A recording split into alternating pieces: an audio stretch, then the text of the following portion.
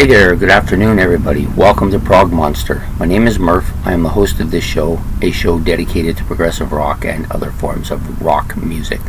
So we're here today doing the episode of the beginning of the week, which I call This Week. Basically it just talks about what the content is going to be on this channel for the week. And this week, which starts on the 6th today and goes to, I believe, the 12th, yeah. So we've got 5 shows, normal shows that are scheduled for that period. I may do some one-offs. I've got 3 or 4 in mind. Like I've done the compilations last week. I have a couple of what's news I want to do. I've got several of them I want to do, but I'm going to try to do a couple of them if I can for the week. And we'll also be doing, maybe we may do the Legend show, if not this week, the week after. I want to kind of do something on Roy Orbison because, as rightly pointed out, he should have been on the rock icons list. I decided not to put him in there because I thought he was maybe a little bit more country western than I wanted, but he deserves to be on that list. So we're going to kind of do a special show for him because of that particular situation. I'm not a huge Roy Orbison fan, so don't expect something outstanding, but I do appreciate that sweet sounding voice that he has. So we will maybe doing that this week. If not, it'll probably be the following week. Okay, so having said all that, normally on this show I just go over what the content will be for each of the 5 regular shows for the week. So the first one, which will come out tonight, is that Great Album War, which alternates every second week with Ben's Album Challenge. Last week we had Ben's Album Challenge. This week we're having the Great Album the Great Album Challenge. The year that Ben has given me this year, in case I should backtrack just slightly, for those of you who don't know what it is, I have a subscriber and a friend, Ben, who picks the year that we're going to do the Great Album Challenge for. In this case, he's chosen 1967. He gives me 10 albums. I listen to them, and then I tell you how I rank them according to how I like them. Now, some of these albums I've known for years. Some of them are very new. I've only listened to them once. Some of them are in the middle. I've listened to them a little bit, but not a ton. And so the ones I've listened to the most are probably going to be ranked a little bit higher. So if it appears that I like something more, it may be just simply that it's newer, and I will actually say that when I do it, so that we will so there won't be any confusion about it. So anyways, this year we're doing this week we're doing for the Great Album Challenge, we're doing the year 1967. So and that will come out tonight, Sunday night. The next show I usually do comes out Monday. It's a Monday's look back at a classic rock album. The album I've chosen to do this week is this one, David Bowie's Let's Dance. This was actually my first David Bowie album, so this is where I entered. Well, this is where I entered as far as buying goes, but I had been following him since, probably about 77. I had listened to some of his stuff even then, but this was actually the first one I bought. I like this album quite a bit, so we'll be doing this for a look back at a classic rock album this week. The next show up is Wednesday Night Favorites. Because it's the anniversary week, this is actually last week was the anniversary week, but because I've already had my 2-year anniversary on the show, and I thank everybody for their subscriptions and their diligence about coming on and watching my stuff and supporting me in every way that they can. I really appreciate it when people make their comments and tell me if I'm doing right or if I'm doing wrong, because I'm still relatively a newbie. Not a newbie to music, because I've been listening to music for 4 decades, but a newbie to doing this kind of thing. So I appreciate all the support that I can get.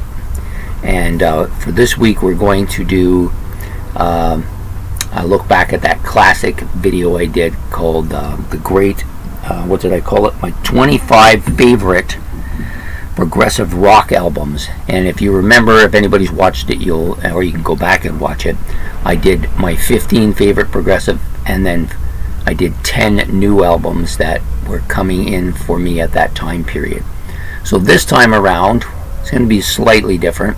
I'm going to do my 25 favorite albums, and then I'll either do a list of 10 albums that are newbies to me for this year that I've been listening to since I did that last one, or I may do a separate video for them depending on how many I have. And so it'll be one or the other. It'll either be 25 and then a 10, or just 25 plus 10 on that video. And then of course there won't be any honorable mentions because you can only do so much, right? The next episode out of the gate is metal, and metal alternates with the Forward Champion, which we did last week, which was, for those of you who haven't seen it, you can go back and watch it. It was between Supertramp's Crime of the Century and Genesis Trespass. So this week we're doing metal, it alternates with it on the same night, and we're going to be doing this band, Judas Priest. Yes, it's one of my big favorite bands in the past, but I felt like I wanted to do at least one of them early on, and so this was the one I chose. This is a great band, one of the legendary heavy metal bands of all time, one of the first heavy metal bands. This particular album is my favorite of their albums, but they have, especially their early catalog, right up until about to the end of the 80s, they had like some super albums, Turbo aside, but some great albums. They had a couple of not so good albums, but for the most part their catalog is very strong. So we'll be doing Judas Priest metal this week, on metal this week, sorry. And then of course the Friday night monster hits. This week we're going to be doing the year 1974. It was a pretty tough year. I came up with 10 songs. I've been working on it. I've got 15 or 20 actually in there, but I've chosen the 10 that I like the best, and then I rank them, and that's normally what I do on that show. Okay, so other than that, also there's nothing on the docket for this month as far as any series go. I will probably do a Rock Legends on Roy Orbison. I'm thinking it won't be this Saturday, but it will be before the end of this month, before the end of August. And then starting in September we're going to do another Battle of the Bands, and this time it'll be again on prog music, but this time we're going to do obscure prog bands. The last time we did the Great Prog War with all the prog bands.